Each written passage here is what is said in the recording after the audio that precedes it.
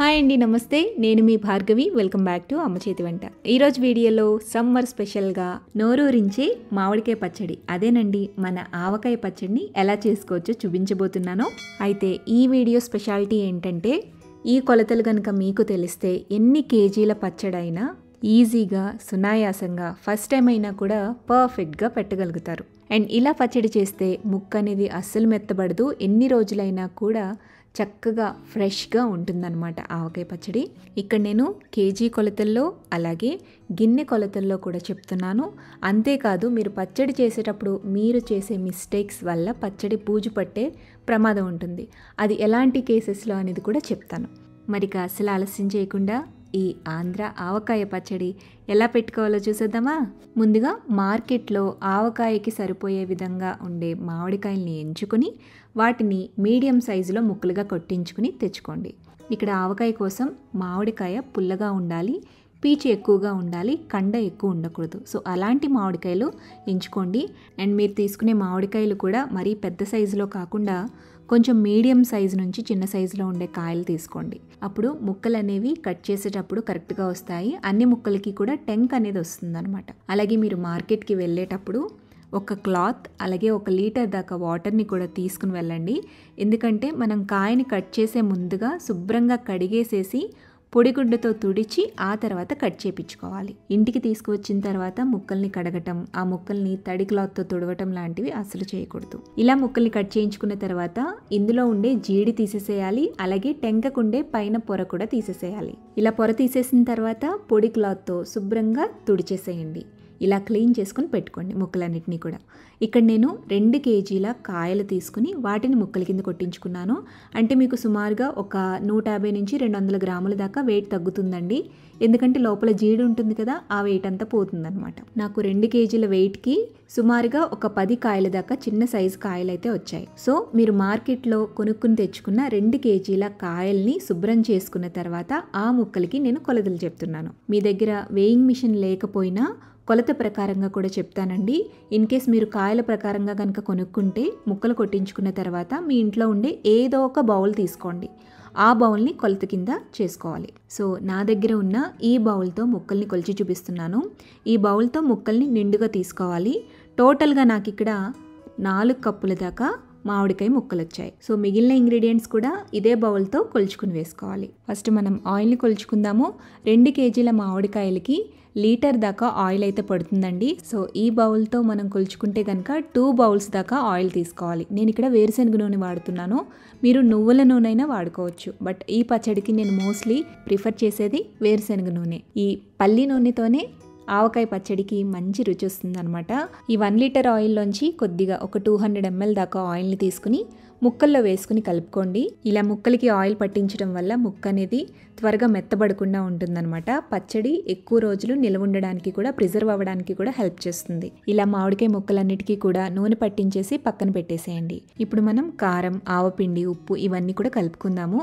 అవన్నీ కలుపుకోవడం కోసం ఒక సపరేట్ బౌల్ తీసుకోండి. ఇప్పుడు మనం ఏ బౌల్తో అయితే ముక్కలు కొలుచుకున్నామో అదే బౌల్తో నిండుగా కారం వేసుకోవాలి. 1 బౌల్ కారం వేయాలి. ఇక్కడ మీరు చేసే మిస్టేక్ నేను చెప్తాను. ఇది ఇంట్లో పట్టించిన కారం అండి. అంటే మీకు స్పైసీనెస్ ఎక్కువగా ఉండదు, అలాగని తక్కువగా ఉండదు, మీడియం స్పైసీనెస్ ఉంటుంది. కాబట్టి నేను ఈ కారం కొలత చెప్తున్నాను.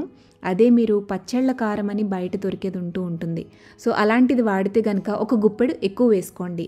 మామూలుగా మనం రెగ్యులర్గా ఇంట్లో కూరల్లోకి వాడే కారం కనుక వాడితే 1 గుప్పెడు తగ్గించుకోవాలి. సో పచ్చడి కరెక్ట్గా రావాలి అంటే ఈ విషయాలు గుర్తుపెట్టుకోండి.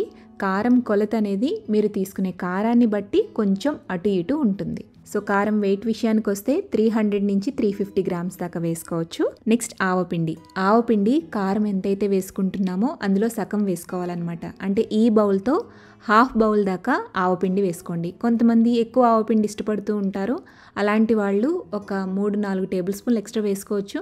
బట్ ఆవపిండి ఎక్కువ వేస్తే మీకు ఆ టేస్ట్, ఫ్లేవర్ అనేది చాలా చేంజ్ అయిపోతుంది. ఈ ఆవపిండి బయట కొనుక్కున్నదైనా పర్వాలేదు, లేదా ఇంట్లో చేసుకోవాలి అనుకుంటే కనుక మీడియం సైజులో ఉండే ఆవాలని ఎండలో 1 పూటంతా బాగా ఎండపెట్టి బ్లెండ్ చేసుకుని కొంచెం చల్లించుకుని ఆ ఆవపిండిని తీసుకోండి. సో మీరు ఆవపిండిని వెయిట్లో కనుక చూసుకుంటే 100 నుంచి 150 గ్రాముల దాకా ఆవపిండి వేసుకోవచ్చు. నెక్స్ట్ ఉప్పు. అదే బౌల్తో 1/4 కప్పు దాకా ఉప్పు వేసుకోండి. ఇక్కడ నేను కల్లుప్పు వాడుతున్నాను. కల్లుప్పుని ఒక పూట అంతా ఎండపెట్టుకుని మిక్సీ జార్లో వేసుకుని మెత్తటి పొడిలాగా బ్లెండ్ చేసుకుని ఆ మెత్తగా గ్రైండ్ చేసుకున్న ఉప్పుని ఇందులో వేసుకోవాలి. కల్లుప్పుకి నార్మల్ సాల్ట్కి చాలా తేడా ఉంటుంది. నేను ఇక్కడ కల్లుప్పు కొలత చెప్పాను కదా, అదే మీరు నార్మల్ సాల్ట్ కనుక తీసుకుంటే ఇందులో పావంతు తీసేసేయాలండి. అంటే 1/4 కప్పుకి బదులు అరకప్పు మాత్రమే సాల్ట్ వేసుకోవాలన్నమాట. ఎందుకంటే కల్లుప్పు కన్నా కూడా నార్మల్ సాల్ట్లో సాల్టీనెస్ అనేది ఎక్కువగా ఉంటుంది. సో రెగ్యులర్ సాల్ట్ యూస్ చేయాలి అనుకునే వాళ్ళైతే కొద్దిగా తగ్గించుకుని వేసుకోవాలి. ఈ కల్లుప్పు కొలత అయితే మీకు వెయిట్లో వచ్చేసి 350 నుంచి 400 గ్రాముల దాకా పడుతుందన్నమాట. పచ్చడి ఊరిన తర్వాత కూడా మీరు ఉప్పుని అడ్జస్ట్ చేసుకోవచ్చు. ఫస్ట్ అయితే మీరు 350 గ్రామ్స్ దాకా ఈ కల్లుప్పుని వేసుకోండి. ఈ కారం అలాగే ఉప్పు ఈ రెండు కూడా జాగ్రత్తగా చూసుకుంటే సరిపోతుందండి. ఇంకా మీకు పచ్చడి వచ్చేసినట్టే. నెక్స్ట్ ఇందులోకి 1 టేబుల్ స్పూన్ దాకా పసుపు వేసుకోవాలి. అలాగే 2 టేబుల్ స్పూన్ల దాకా మెంతులు వేసుకోండి. మెంతులు పూర్తిగా వద్దు అని అనుకుంటే కనుక ఆ మెంతుల్ని ఎండలో ఒక రోజంతా బాగా ఎండబెట్టి మిక్సీ జార్లో వేసుకుని మెత్తటి పొడిలాగా గ్రైండ్ చేసుకుని ఆ పొడినైనా ఇందులో వేసుకుని వాడుకోవచ్చు. సో మెంతి పిండి వేసినా కూడా పచ్చడి చాలా బాగుంటుంది. నెక్స్ట్ ఇందులోకి వెల్లుల్లి వేసుకోవాలి. అదే బౌల్తో 1/4 బౌల్ దాకా పైన పొట్టు తీసేసిన వెల్లుల్లిపాయలను వేసుకోండి. లేదా వెయిట్లో వచ్చేసి 100 నుంచి 150 గ్రాముల దాకా వెల్లుల్లిపాయలు వాడుకోవచ్చు. ఇవన్నీ వేసి బాగా కలిపేసేయండి. ఇప్పుడు మనకి కారం రెడీ అయిపోయింది. నెక్స్ట్ మనం ఆయిల్ పట్టించి పెట్టుకున్న మామిడికాయ ముక్కల్లోకి ఈ కారాన్ని వేసుకోవాలి. ఫస్ట్ అయితే కారం కొద్దిగా వేసుకుంటూ ముక్కలకి బాగా పట్టించండి. ఫుల్గా కోట్ అవ్వాలన్నమాట. అలా అంతా కారం పట్టించిన తర్వాత మిగిలిన ఆయిల్ ఉంది కదా, 800 ml ఆయిల్, అదంతా వేసేసేయండి. వేసేసి బాగా కలిపేసేయండి. అంతా కలిసే విధంగా కలిపేసుకుని ఒక జాడీలోకి కానీ గాజు సీసాలోకి కానీ ప్లాస్టిక్ డబ్బాలోకి కానీ ఈ పచ్చడి మొత్తాన్ని కూడా వేసేసి, జాడీలో వేస్తే కనుక ఇలా పైన క్లాత్ కట్టేసేయండి. లేదా ఏదైనా బౌల్లో వేస్తే కనుక ఎయిర్టైట్గా ఉండే మూత పెట్టేసేసి 3 రోజుల పాటు అస్సలు కదపకుండా పక్కన వదిలేసేయండి. అంటే ఈరోజు మనం పచ్చడి పెట్టాము అంటే రేపు అవతల ఎల్లుండ మార్నింగ్ తీసి మళ్ళీ ఈ పచ్చడిని తిరగ కలుపుకోవాలి. సో 3 days పచ్చడి ఊరిన తర్వాత ఇలా ఆయిల్ అనేది పైకి బాగా తేలుతుందన్నమాట. నా ఎక్స్పీరియన్స్లో నేను తెలుసుకున్న విషయం ఏంటి అంటే పచ్చడిలో ఉప్పు సరిపోకపోతే పైన మీకు నొరగనేది ఫామ్ అవుతుంది. అలాంటప్పుడు పచ్చడిని మళ్ళీ తిరిగి గిన్నెలోకి వేసుకుని సరిపోయే విధంగా ఉప్పు వేసుకుని బాగా కలిపి మళ్ళీ మనం ఈ పచ్చడిని స్టోర్ చేసుకోవచ్చు. పచ్చడి ఊరిన తర్వాత కంపల్సరిగా తిరగ కలుపుకోవాలండి. ఇలా పచ్చడి మొత్తం అంతా మళ్ళీ తిరిగి కలుపుకొని ఆ తర్వాత పచ్చడి మొత్తాన్ని కూడా జాడీలోకి ఎత్తి పెట్టుకోండి.